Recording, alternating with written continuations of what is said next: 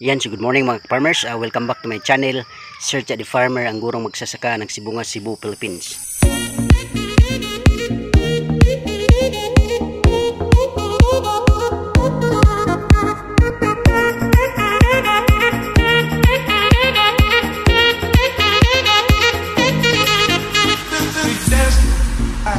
And if you are new to this channel mga farmers, please don't forget to subscribe and click the notification bell in order for you to be notified with my coming videos. Thank you and enjoy this vlog.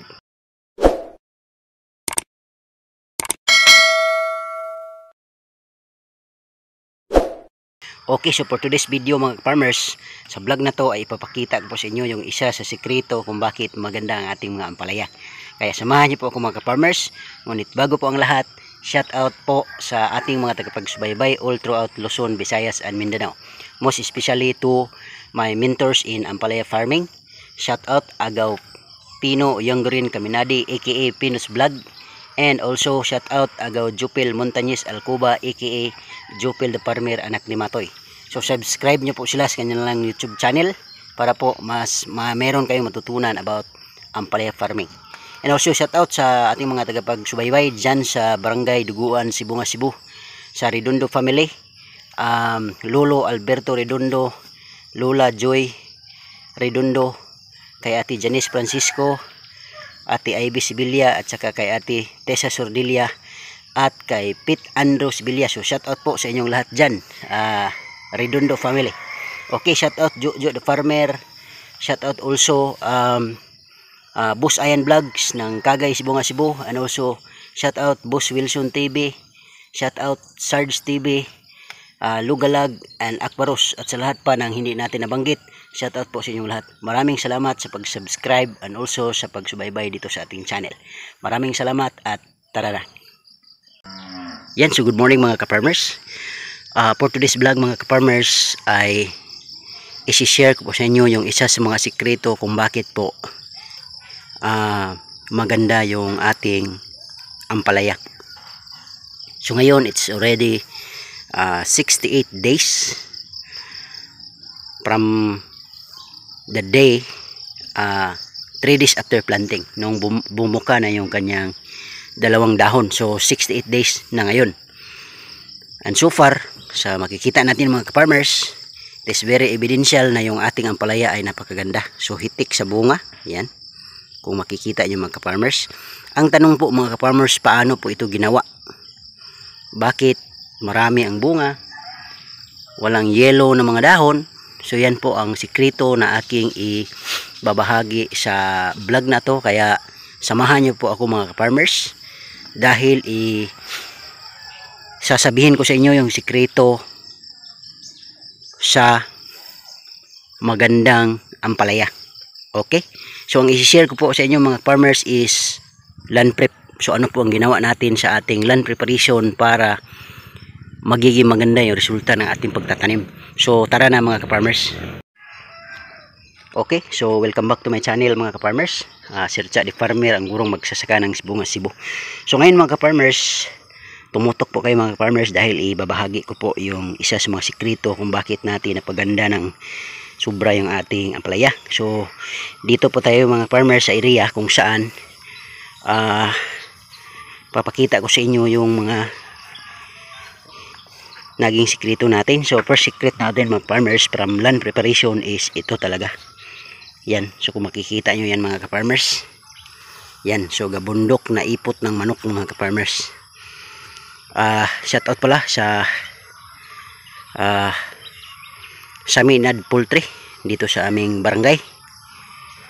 Maraming salamat dahil siyempre ito kasi mga farmers, ang gandahan ng ipot dito sa amin mga farmers is pinamimigay lang. So hindi po pinababayad. Kaya ang ginawa lang namin is share kami ng pang-snack sa mga naghatid nito. Pero hindi po namin binabayaran yung ipot. So ito po ang pinakaunang sikreto talaga mga farmers kung bakit nagiging maganda yung ating ampalaya. So itong ipot na to mga ka-farmers, pinadeliver ko to kahapon kasi ito po ang gagawin nating basal fertilizer sa plat natin. So during the making of plat mga ka-farmers, kasi aararuhin ng isang bisis yung lupa. Pagkatapos itong mga ipot mga farmers ilalagay doon sa gawin mong plot, and then paulanan mo, kahit paulanan, painitan, within 1 month mga farmers. Tapos paararo mo ulit, sa Bisaya ipaukay o kaduha, so tatlong isang bisis na pag-araro first, tapos ilalagay itong mga ipot ng manok mga farmers, and then after 1 month na may ulan, init, ipaararo ulit ng 2 bisis, and afterwards, kasi pag-araro mga farmers, yung mga ipot natin mamimix na po sa lupa, and after mixing in the soil, ang mangyayari, pwede na natin gawin yung ating plot. Kasi sa ganyang paraan mga farmers, less yung ating effort, hindi tayo masyadong mapapagod kasi araro lang ang makapag-mix nito mga farmers. Kaya ang kailangan talaga, 3 bisis na pagpapaararo ang gagawin natin para mas magiging buhaghag yung lupa, at the same time mamimix po yung mga ipot sa lupa para paghahanda sa ating pagtamnan ng ampalaya. So ito po ang nagiging sikreto talaga mga farmers kung bakit nagiging maganda yung resulta ng ating pag-ampalaya. And then also mga farmers, itong ipot na ito mga farmers is broiler poultry po ito, mixed with risal. Hindi po ako gumamit ng yung pure na na ipot mula sa layer poultry, kasi unang-una mga farmers, yung layer poultry ko dito is not enough to support my garden. So yung yung layer poultry ko na mga ipot, ginagamit ko sa mga saging ko doon sa kabilang area. Kaya ito ang ginagamit ko, mixed with risal, kasi free ito mas madami kasi ang magagamit natin sa pag-aampalaya mga farmers. Sa isang plot siguro gagamit tayo ng mga 3 hanggang 4 na sako, depende po kung gaano kataas yung ating plot.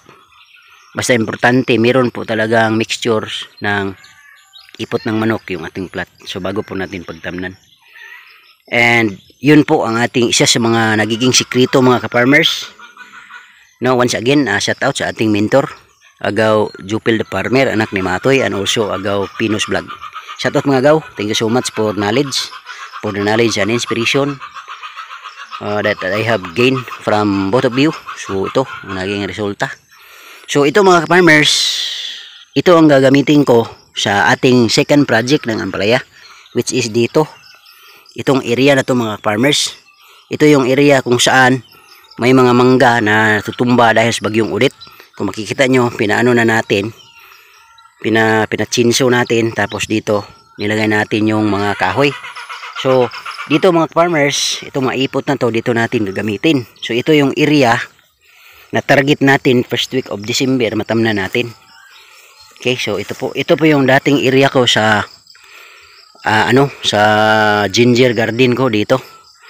So buong area na to mga farmers, hanggang doon sa may kahoy doon, target ko dito mga farmers, 250 to 300 hills yung maitatanim natin.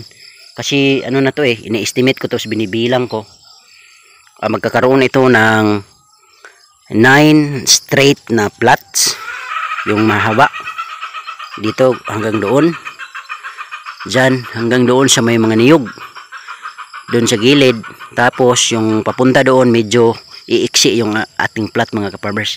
Kaya sa tingin ko ito 250 to 300 hills siguro ito yung yung estimate. Kasi bawat plot parang kung by 1 meter distance mga farmers, planting distance, parang kukuha siya ng mga 27 to 30 hills per plot. So mga 9 to 10 plots yung straight, tapos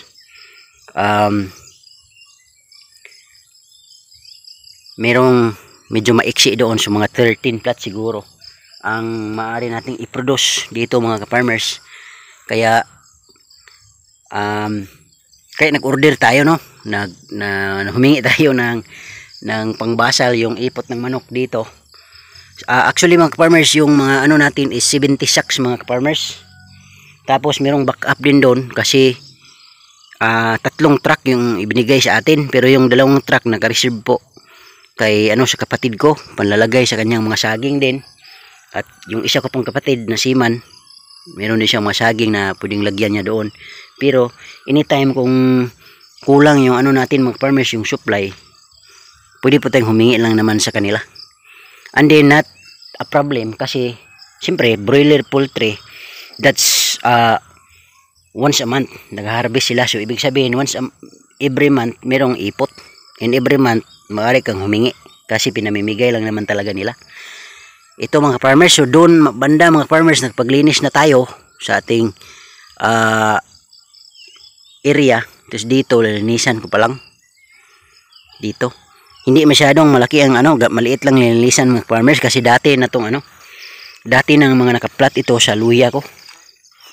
At ito grabe ang ganda na rin ito ng lupa na to kasi nandito po ang mga ipot na ginagamit natin sa luya, yung mga complete, yung mga dating mga abono nandito na sa lupa. So pinaparest ko ng ano mga farmers, magwa 1 year na ngayong December